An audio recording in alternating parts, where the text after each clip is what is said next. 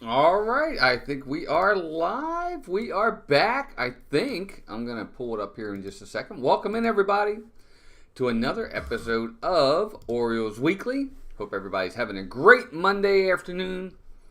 All right, I'm glad to have you all here. I was about to say I'm good to have everybody here. I'm going to close that window so we get that glare there. Don't go anywhere, everybody.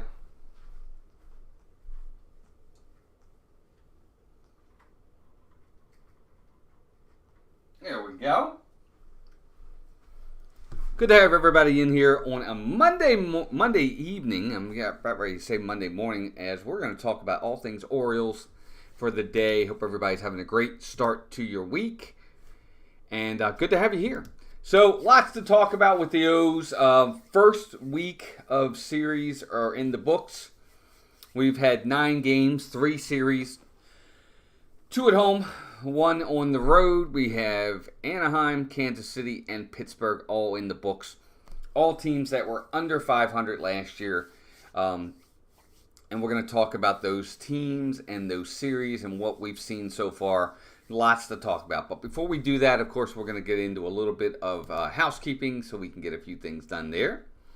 All right, let me just pull a few things up here. Of course, every Monday we are here with Orioles Weekly every 6 p.m.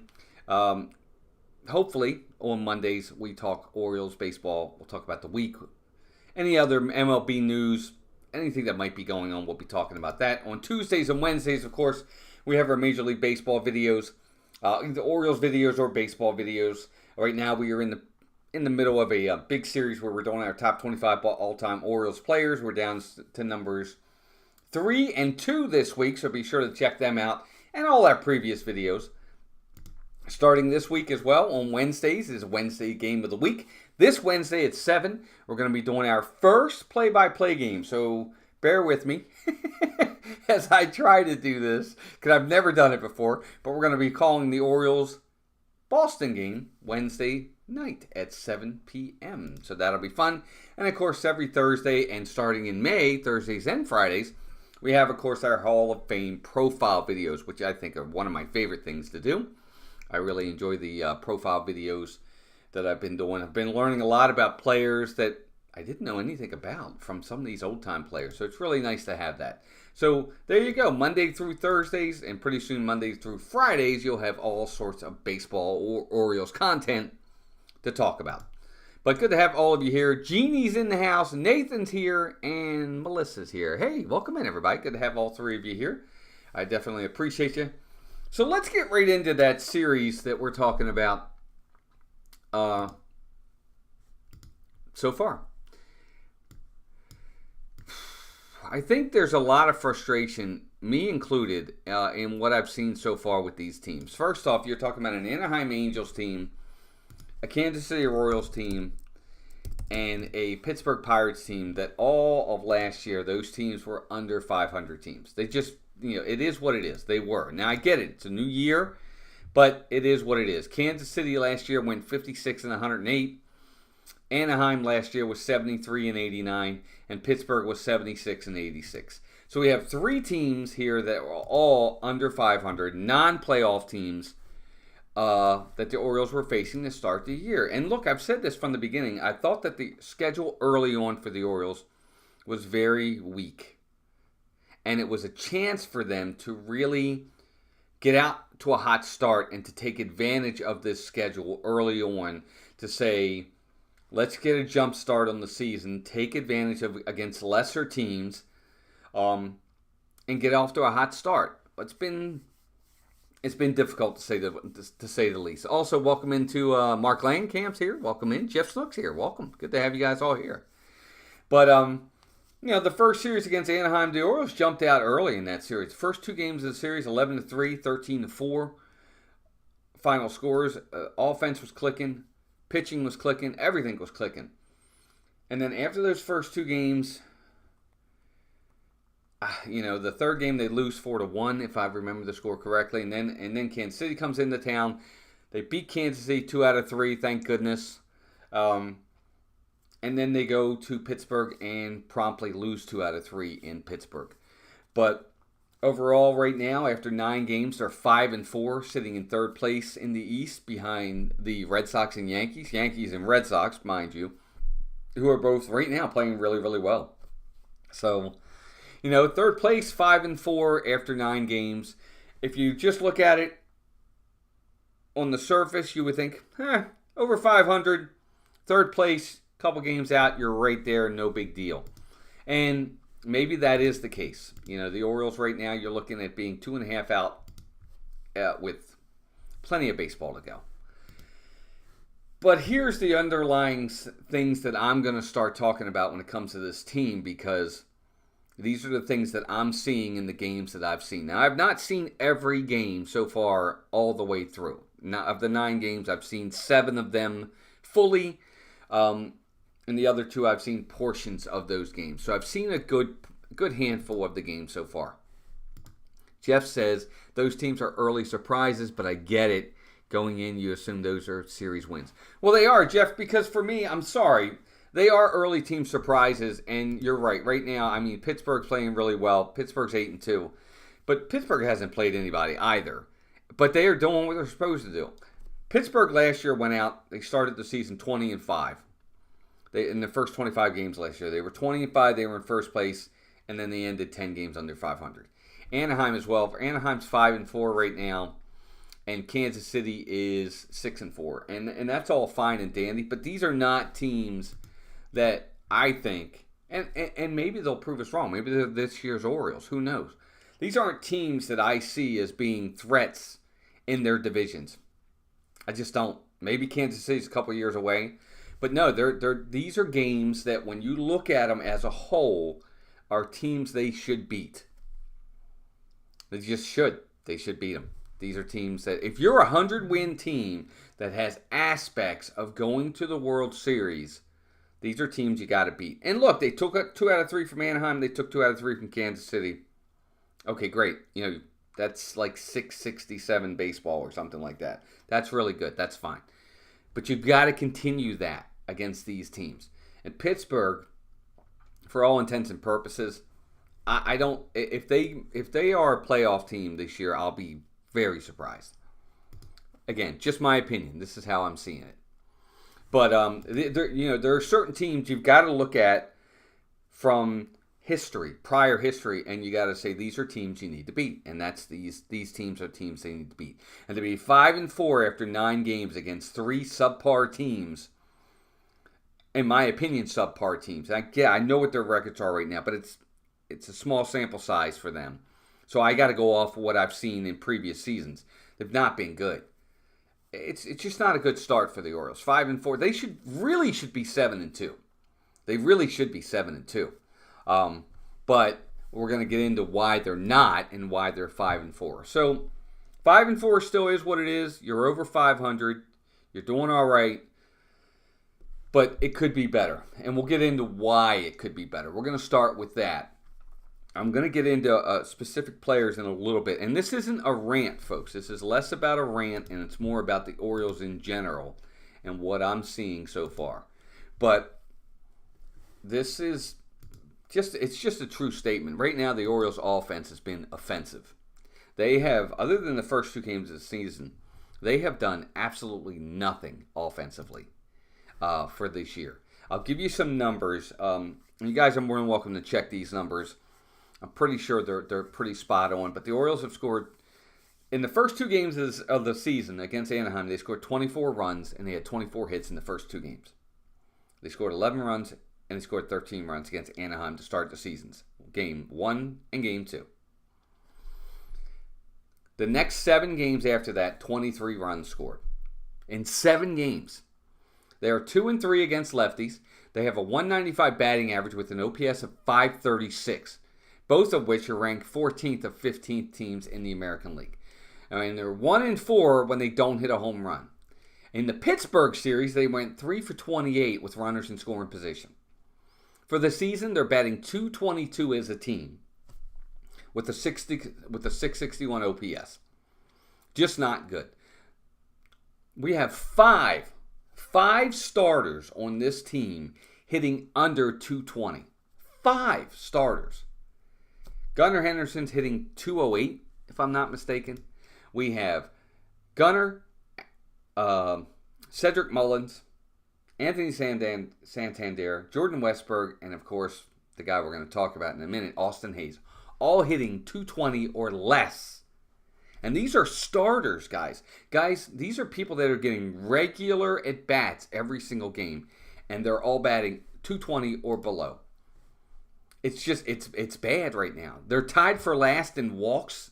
In all of the major leagues right now, they're last in walks. They've only got 22 walks for the season in 9 games.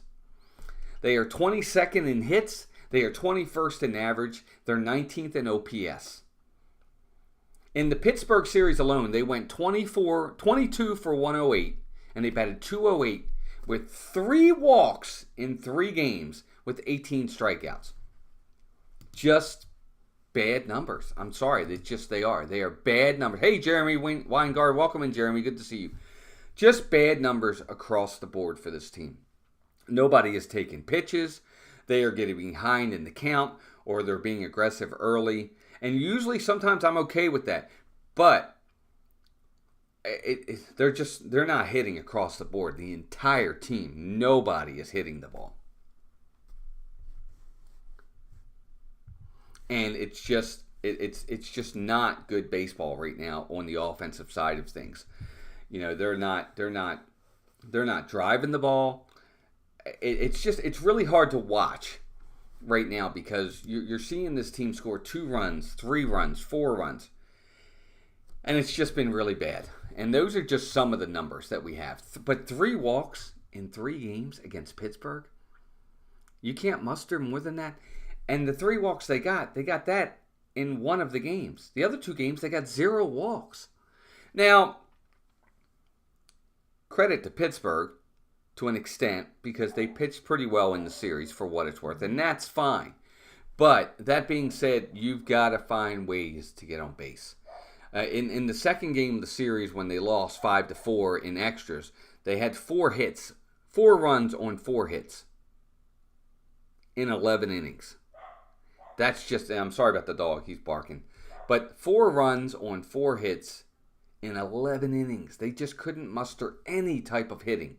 And this is going to be a problem because this is against teams that are, again, lesser teams. Wait till they start facing teams that have some really good pitching, like they're about to do against Boston. Boston was but even then, Boston is a below average team who the Orioles should handle.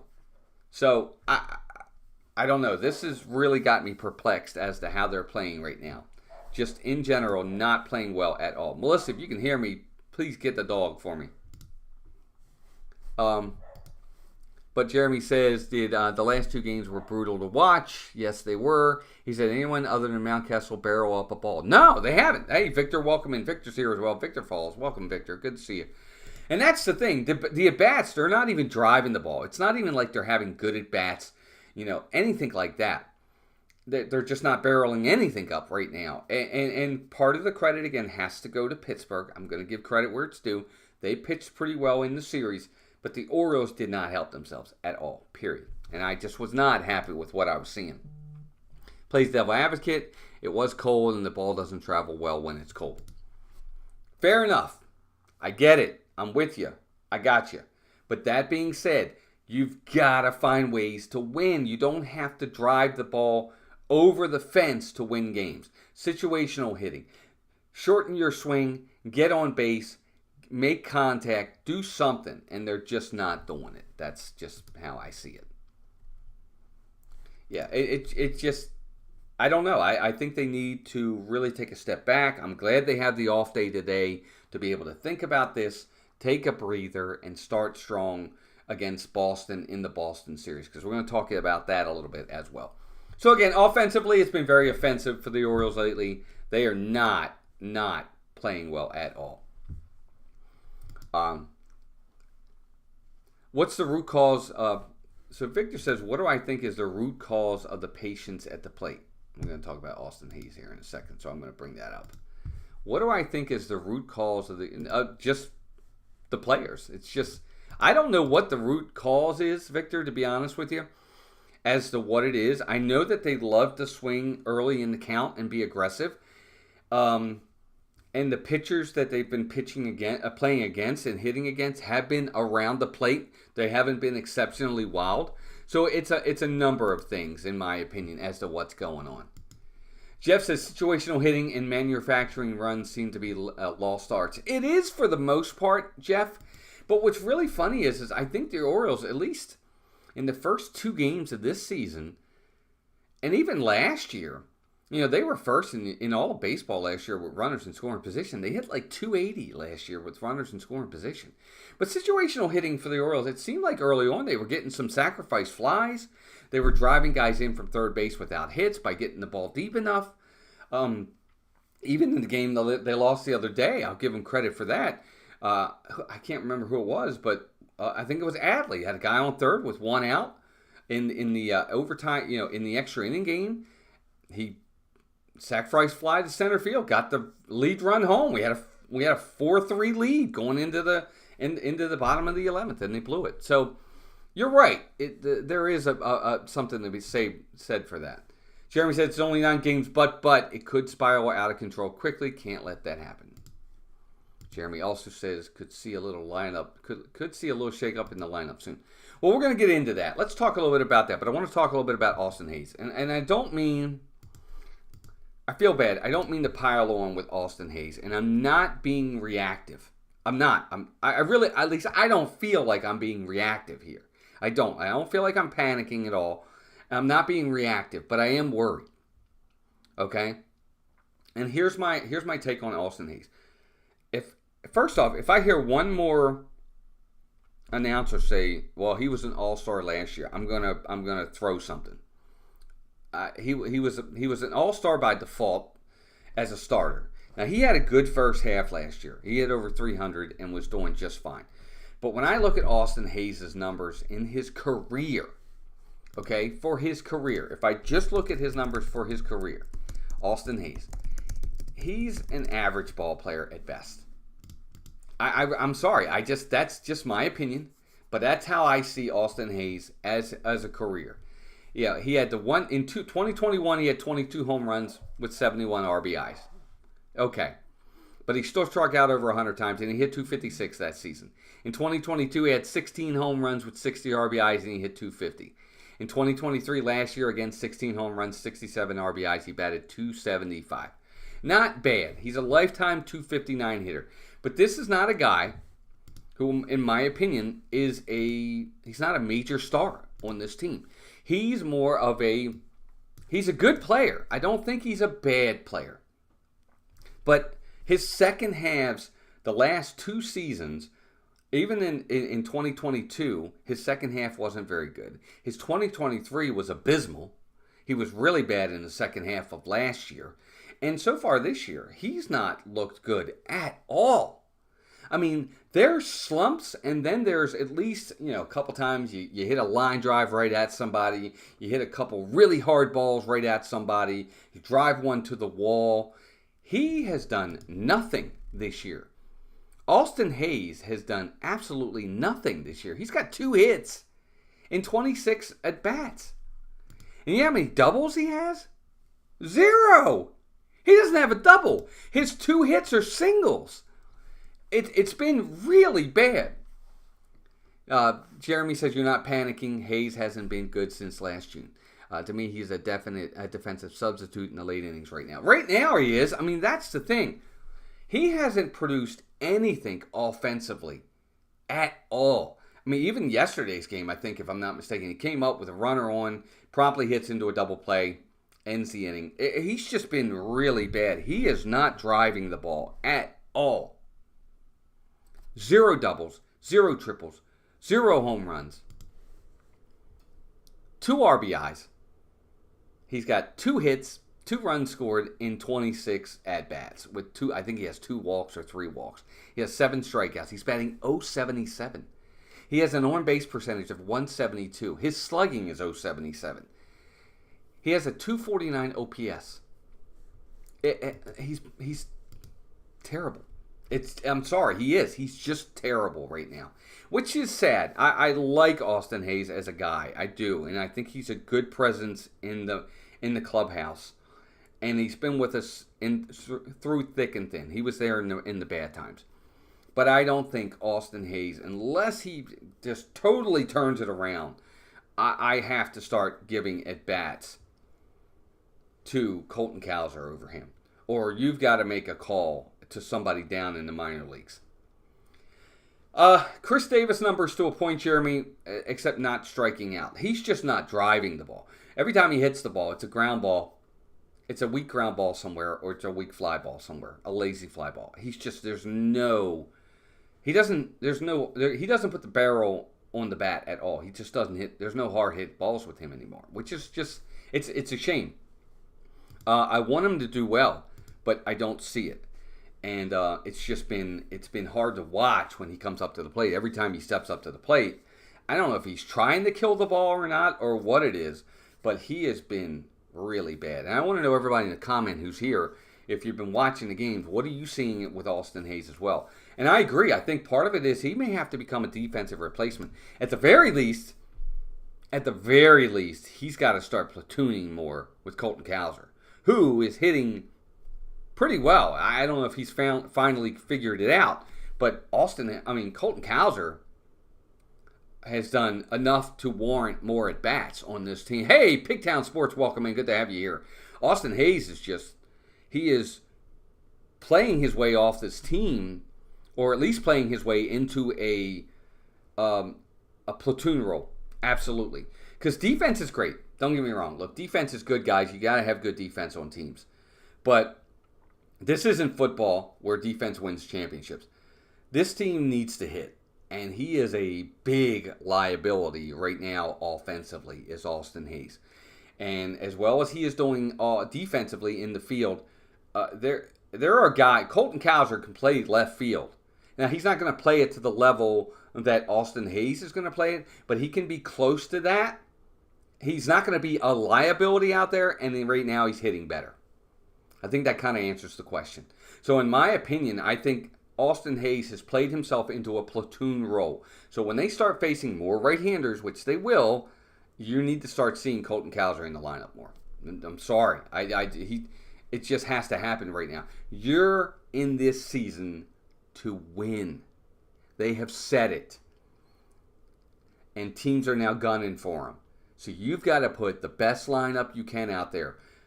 Loyalty can only go so far. And I think at this point, Austin Hayes has played himself into a utility role with Colton Cowser. Just my opinion. It's just what I see. And maybe they'll do it. Maybe they won't. I don't know.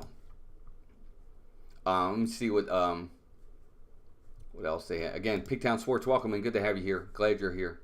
Thanks for coming in, for sure. I'm trying to pull up all my different ones here. I want to read some of your comments. Jeremy says, I do want to see Hayes succeed, but if this team is a World Series aspirations, can't have. All right, exactly. That's exactly right. I mean, it's just that simple. It's that simple. I agree 100%. A couple other comments here. Jeff says all the preseason hype around a young team probably hasn't helped either. No, it doesn't. It doesn't help. But again, at some point you gotta, if you want to win, you got to be prepared for it. You got to get ready for it. I think you throw Cowser in there and see what the kid has with more at bats. That's what Jeremy Weingard's saying. I mean, how much worse can it be? Offensively, it's not going to be any worse than what you're getting out of Austin Hayes. And again, defensively, I think he's not as good, but he's not going to be a liability out there. Just my opinion. Pigtown Sports says once Cowser figures out the fastball under the hands, it's game over for Hayes. Until then, Austin will continue getting chances. I think he's going to continue to get chances anyway. I really do. But I think Cowser's going to figure that out. I do agree with you. I think Austin Hayes is going to continue to get at-bats unless he just continues to flounder the way he is. And then tough decisions are going to have to be made.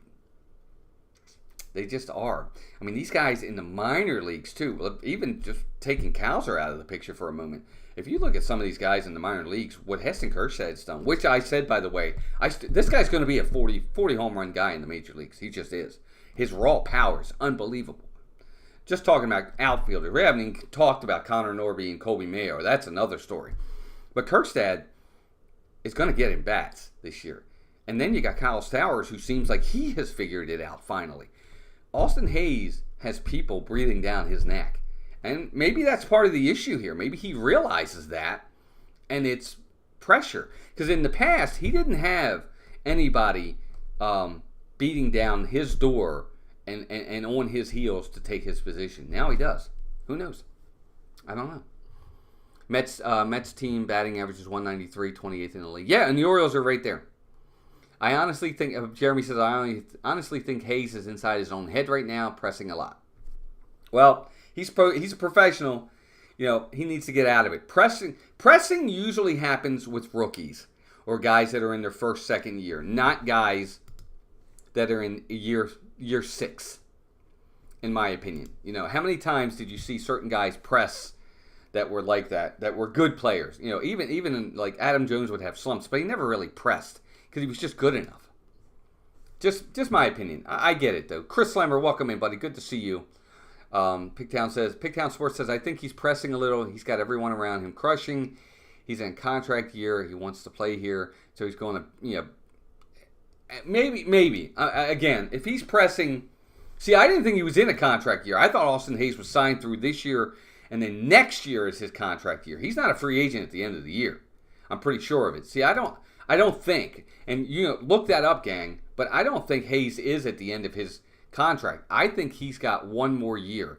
I think 2024. Anthony Santander is a free agent at the end of the season, absolutely. But I think Hayes and Mullins are signed through 25. Look that up for me. If somebody could look that up, I'd appreciate it. I don't have that numbers in front of me.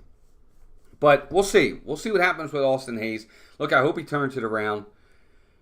I really do. I hope he turns it around. But part of me wants to see Colton Cowser play more. I think the Orioles got to find at bats for this kid. I don't understand it. I just don't. And we'll see what happens with it. But so there you go. Numbers on the team so far. Not great offensively. We talked about Austin Hayes not looking good. I want to talk about one thing positive for sure, and then we'll get into some other things. The starters. Got to give credit to where it's due. The starters have really done an excellent job of keeping the Orioles in every single game.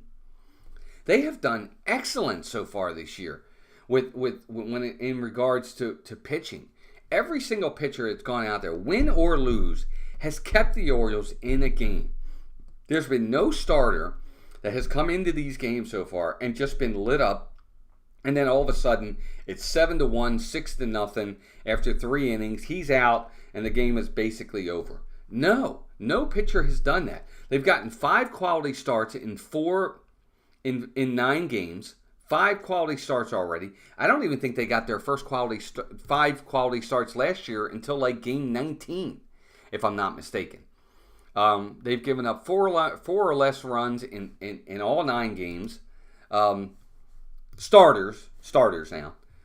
They've been really good. Got to give the starters the credit they deserve to really keeping this team in the game every single game. And Dean Kramer was no exception yesterday. He was fantastic yesterday. 5 innings, 5 1/3. 7. I think he went 7 innings yesterday. No earned runs, 1 run unearned, no walks, like 7 strikeouts or something. He had another really good outing. Lowered his ERA to like 2.19. I'm just throwing those numbers off the top of my head of what I remember. I could be wrong on the exact numbers. But Dean Kramer looked really good yesterday.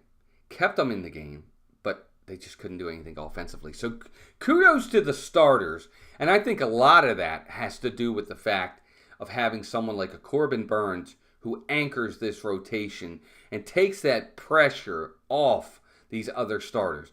Imagine what it's going to be like for the Orioles, pitching-wise, hopefully, if and when they get John Means and Kyle Bradish back. Wow. That really should take and be a huge lift to this team if and when they get both of those guys back. Yeah, I thought so. Cedric Mullins and Austin Hayes have one more year, 24 and 2025. So there shouldn't be any pressure on a contract year. Is he pressing because he knows there's competition and there's guys waiting to take his spot? Could be. But you know what? He's a professional. He's getting paid to play baseball. He's making a good amount of money. Step up. Sorry, you got to do it. I like these guys, and I want them to do well, and I want to be friendly about it. But at some point, we pay you to play, and we pay you to produce. You got to do it. Otherwise, we've got other guys that are going to come in and do it. It's just that simple. Would I trade Ryan Mountcastle and Basallo for Luzardo? I don't know that I would give up Samuel Basallo right now. And I'll tell you why. Because I don't know where Adley's going to be when it comes to behind the plate in a couple of years. I think he might be better suited as DH or maybe first base, something like that. And I want a catcher behind the plate. And I understand where you're coming from with that. And the Orioles have the numbers to make these types of trades.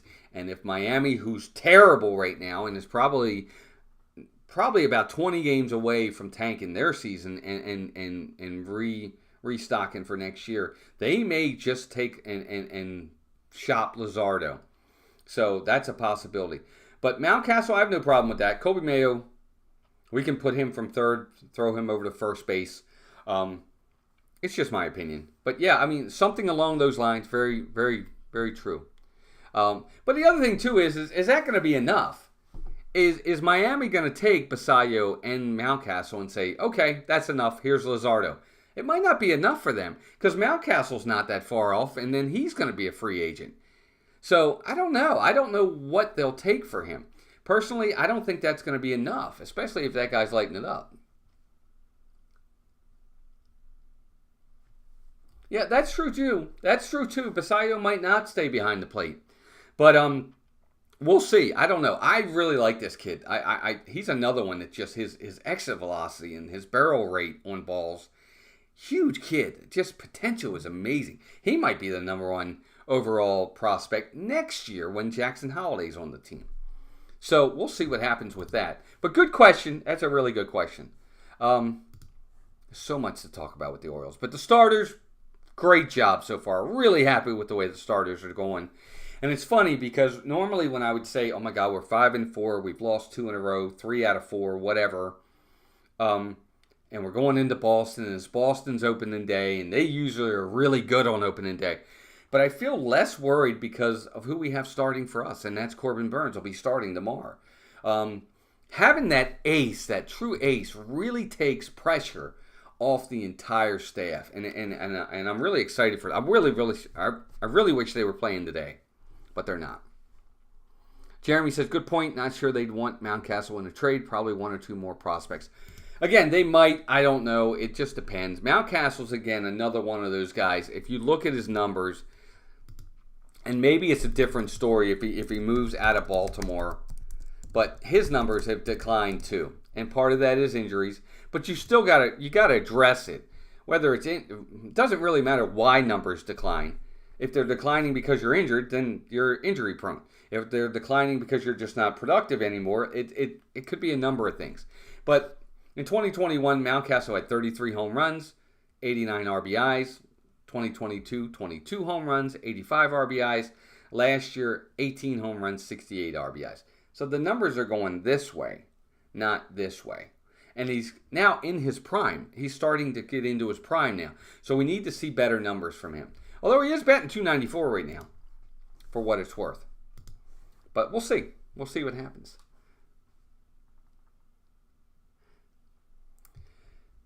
Here's the thing. Jeremy, 5-4 is a 90-win pace. I don't know that 90 wins get you in the playoffs. I don't. I don't. I don't know, and I'll look it up, but I don't know that 90 wins get you in the playoffs. It certainly isn't going to win this division at all. So yeah, it's a 90-win season, and that's good, but normally Okay. For a team whose aspirations are to just do well and possibly make a run at playoffs, but for a team that's looking at a World Series, 90 wins? You better make the playoffs. You better make the playoffs. Maybe it does. Maybe it does. 90 wins last year got you in because Texas finished with 90 wins last year and they got in. So maybe. Because the Orioles, Rays, and Blue Jays, that's 3 of your 6. The Twins were number 4, and then Houston and Texas were 5 and 6, and they went 90 and 72. So 90 and 72, maybe that does get you into the playoffs. I don't know. But for a team that won 101 games the year before to be a difference of 11 games, that's a lot. And I don't expect them to regress that much. Yeah, that's just my opinion. I don't know. No, Victor, if you got a 2.71 combined ERA for your team, there's nothing wrong with that. Take that as a silver lining for your Mets. Anyway, get back on track here. Starters, good job. Keep it going. Doing great. Bullpen, I got to worry a little bit about the bullpen. 3 blown saves already in the season. 2 of them have cost us wins. 1 of them, at least we got the win. We really are missing Jose Bautista a lot. We really don't have... Kimbrel's been... I don't know. He's all right. But Cano blew one. They're just not... Bauman blew one. 3 blown saves in 9 games already. That's not good. So I think a part of it is because there are certain guys out of their roles, which is too bad. But Kimbrel needs to be a pitcher that is in games only with leads. Unless it's something, maybe I guess in tie games he would have to. But I don't like 3 blown saves, and there's a lot of guys, that are coming in and just putting gasoline on the fire. Bauman came in the 1 inning and gives up 2 hits and a walk, or that was Cano yesterday. Bauman comes in and walks 2 batters, gives up a hit. He's just been bad at times. The bullpen's got to get better. They've got to get better. But we'll see what happens with the bullpen as well. I don't want to linger too much on these subjects, guys, because I know we're already at 20 of 7. But bullpen worries, we'll see what happens with that. Maybe if we can get John Means back, maybe that flips Cole Irvin or Tyler Wells to the bullpen. Maybe that helps there. We'll see what happens. We have some guys in the minor leagues that maybe, if necessary, they can bring up as well. But we'll see what happens. But again, the other thing I want to touch on is decisions. If these guys continue to struggle,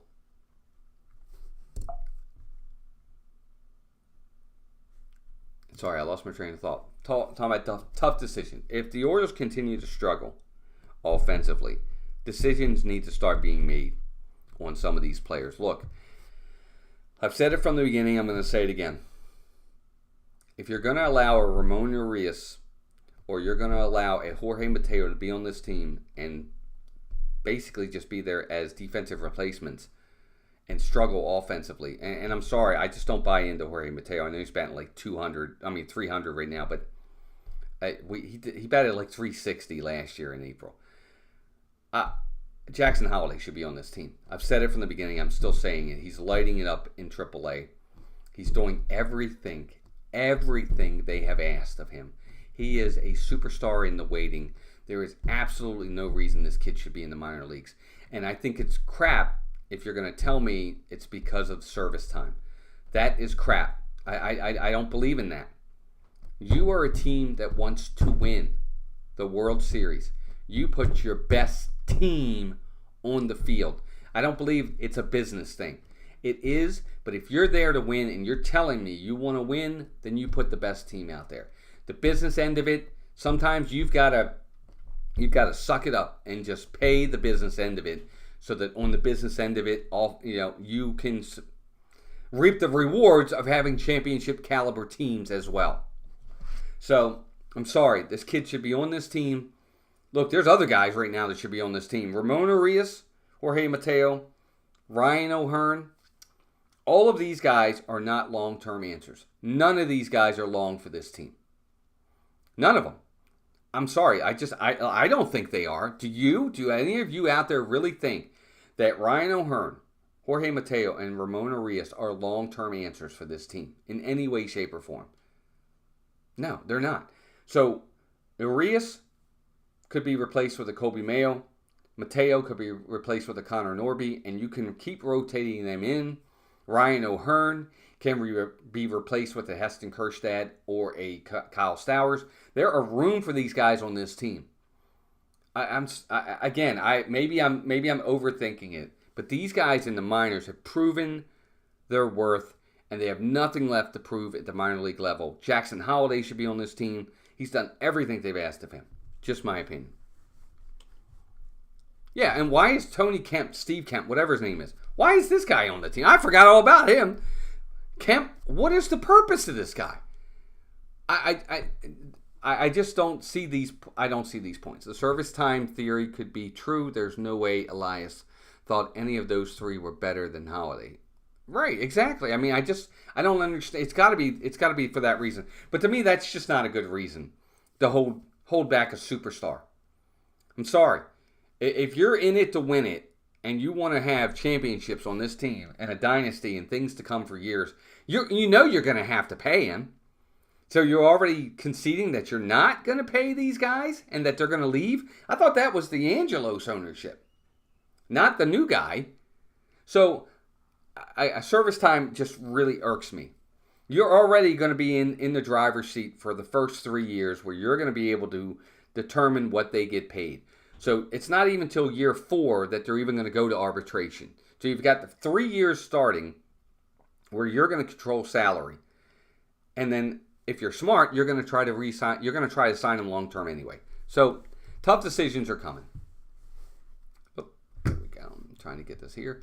Kjerstad, Norby, Holliday could or should replace those guys. It's just my opinion. Jeff says service time should only be a consideration for teams who know they're not ready to win now. It doesn't make sense. Yeah, and that's my thing. That's what I don't like. I understand service time. Like they did it with Adley. They weren't ready yet. They thought, we'll get there, but we're not there yet. I want to save the service time so we can keep him longer as we're developing our team and trying to rebuild. Okay, that one I got. And even to an extent, maybe even Gunnar. Okay? But at this point now, you're here to win. That's got to be second fiddle. It's my opinion. I'm not saying I'm right and the Orioles are wrong. Just my opinion. O's probably trying to spread money out with Holliday. Possibly, but I think they could get these guys cheap on baseball terms. Cheaper than what you will if you wait. The longer they go, like in Anthony Santander, the Orioles have already sealed their fate. They're not re-signing him. There's no way they can re-sign him. He just made $11 million in arbitration this year. And they haven't re-signed him yet. They haven't even offered him. At least I don't think they've even offered him a contract extension. Because why? Because they know they're not re-signing him. They've got enough potential offensively and outfield guys coming that I don't think he's in their plans past this year. I really don't. I think they're just hoping he has a really monster year, helps them win a World Series, and then he'll move on. Sony says, if you're just coming in, hey, Sony 4K, by the way, welcome in, good to see you. They have to pay Adley, Gunnar, Grayson, Bradish, and other guys too, trying to spread it all out. Yeah, they do, and you're right, they do. But there are certain guys they won't pay. Mountcastle may not come back. Austin Hayes is kind of sealing his fate. Cedric Mullins may not be back. Anthony Santander may not be back. You're going to save money on Ryan O'Hearn, Urias, and Mateo, and those guys in some ways. But you're right. But at some point, the Orioles are going to have to make decisions. And some guys are going to get paid, and some guys aren't. And I think they will. And I don't know. I mean, I'm trying to be positive with this ownership. I really am glad that he's here. But contract extensions have got to start being talked about. We'll see what happens. Anyway, I do want to go on a little bit of baseball news. Ronald Blanco, guy for Houston, pitched no-hitter the other day against the Blue Jays. Congratulations to him. His next start, which I think was yesterday or the day before, he came out and he pitched the first 5 innings of his next start. It was no-hit ball. And they finally got a hit on him in the 6th. But he was kind of in the Johnny Vandermeer range for a while there. For those that don't know, Johnny Vandermeer was the only pitcher to throw back-to-back no-hitters in baseball history. He did it back-to-back starts through no-hitters, Johnny Vandermeer. This is way back. But Blanco pitched the no-hitter, came out his next start, it was into the 6th inning before he gave up a hit. So congratulations to him. That's fantastic. On sad news, Spencer Strider, ace pitcher for the Braves, ligament damage to his UCL and his pitching elbow. And that's usually a precursor to like reconstructive Tommy John surgery. And I don't know what's going to happen with Air. I think he's gone for the rest of 2024 and possibly into 2025. Bad news for Atlanta. Really bad news for Atlanta. Sorry to hear that. And I don't know what's going on with all these pitching injuries. All these guys getting hurt. Tommy John here, sprained ligament here, there. It's happening so much in baseball, and I don't know why. You never used to hear about it. These guys would go out there and pitch 300, 400, 500 innings, and they'd be able to do it. Some guys went out and pitched twice in the same day, or they would pitch back-to-back days. You can't do that in today's game. I don't know why. I don't know if the guys were... I don't know why. Why did those guys back then not get hurt the way they are today? I can't answer that. That's a whole other show. Yes, it is a whole other show, Jeff. I agree with that. But anyway, Spencer Strider, sorry to hear the news on him. That's going to be a big blow to Atlanta. They're going to have to hit their way into the playoffs, I think. But we'll see what happens there. It's a long conversation. Yes, it is, for sure. We'll talk about that. We'll talk about that down the road. Maybe we'll have a video on that. But I think with the upcoming series of what the Orioles have, they have Boston, and then they're back home, and I think Milwaukee's in town. I think this Boston series for me, as we wrap up the show, I think this Boston series for me is going to be a big telltale sign for the Orioles. Because last year, every single time the Orioles started to slump, and as a collective, we would start to worry, this is finally it. This is finally the moment when the Orioles are going to revert back to reality and be the team we expected them to be. They never did it last year. I think their biggest losing streak last year was like 4 games at most.